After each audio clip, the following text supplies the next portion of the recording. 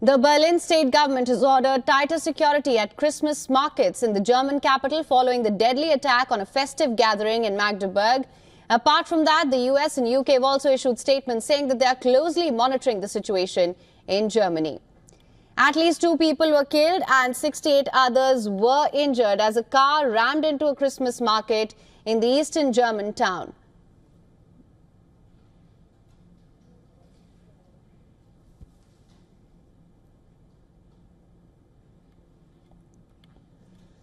According to reports, the accused allegedly rented the car and then rammed the car into people at a market at around 7 p.m. local time, when the street was packed with busy holiday shoppers looking forward to the weekend.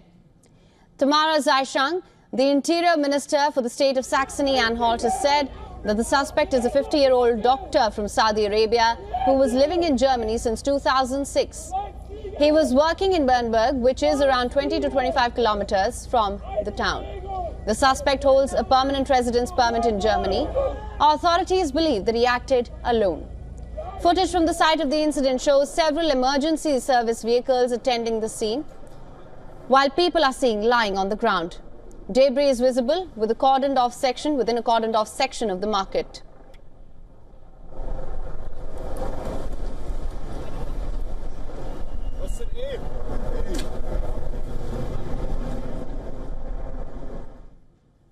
In a post on social media site X, German Chancellor Olaf Scholz has condemned the attack and said that he stands with the kin of the victims. French President Emmanuel Macron has also reacted to the incident and said that France shares the pain of the German people. As you know, this is not the first time a vehicle attack has taken place in Europe. Berlin saw a similar type of attack when a Tunisian asylum seeker crashed into a crowded Christmas market, killing 12 people and injuring dozens others. Bastille Day lorry attack in France killed several people, including a child. In Sweden, Stockholm, a truck attack killed 5 people. A van attack in London killed 8 people and left several others injured. A van attack then in Barcelona killed 16 people and left several others injured. The 2021 London attack via pickup truck left 1 person dead. Christmas markets are a huge part of German culture as an annual holiday tradition celebrated since the Middle Ages. In Berlin alone, more than 100 markets opened last month.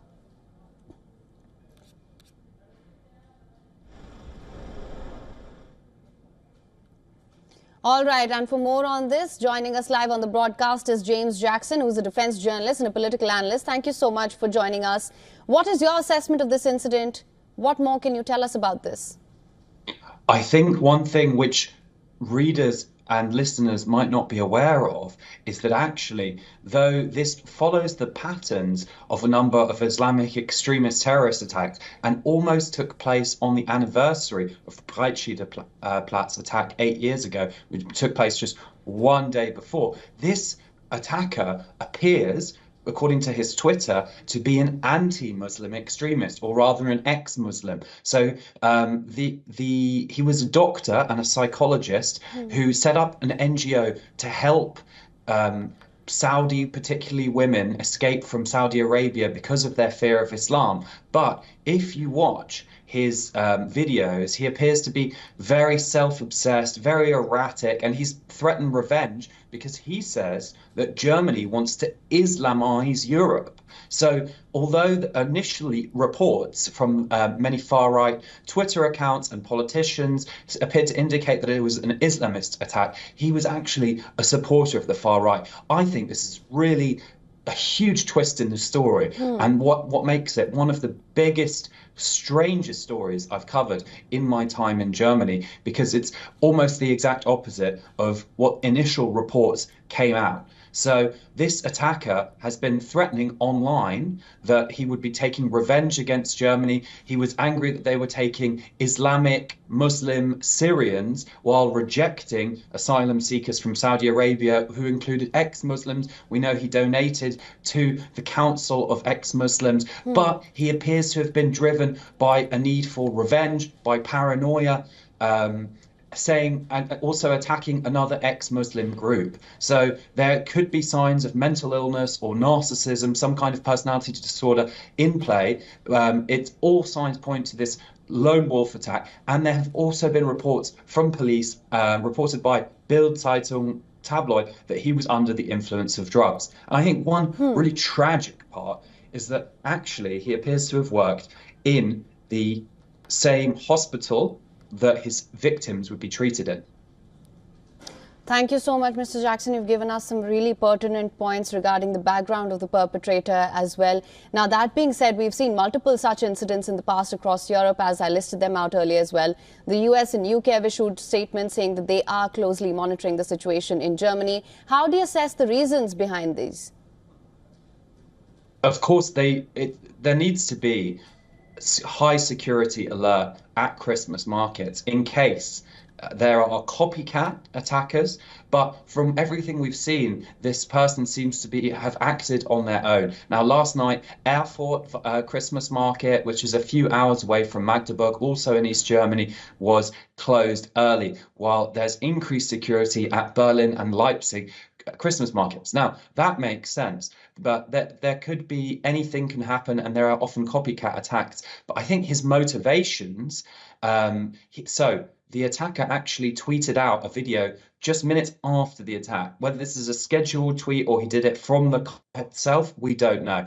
But this was a particularly brutal attack. In that video, he says the German nation, German citizens have to pay for what they did to him. He accused the police, the German police, of opening his post, stealing a USB stick. So there's definite signs of paranoia and narcissistic delusion here, because he even said, you know, the Germans are responsible for killing Socrates. He's had a worldview where he thought that Germany was responsible for Islamizing Europe. Of course, Germany is a majority Christian country, which welcomed in numbers of refugees from Syria. We don't know if there's any connection with the change in government and the fall of the Assad regime in Syria, but this man appears to have been tweeting for over a year that he would be taking revenge on Germany, but that appears to be because they rejected asylum claims of Saudi Arabian ex-Muslims, as well as personal grievances that he had, including some quite strange conspiracy theories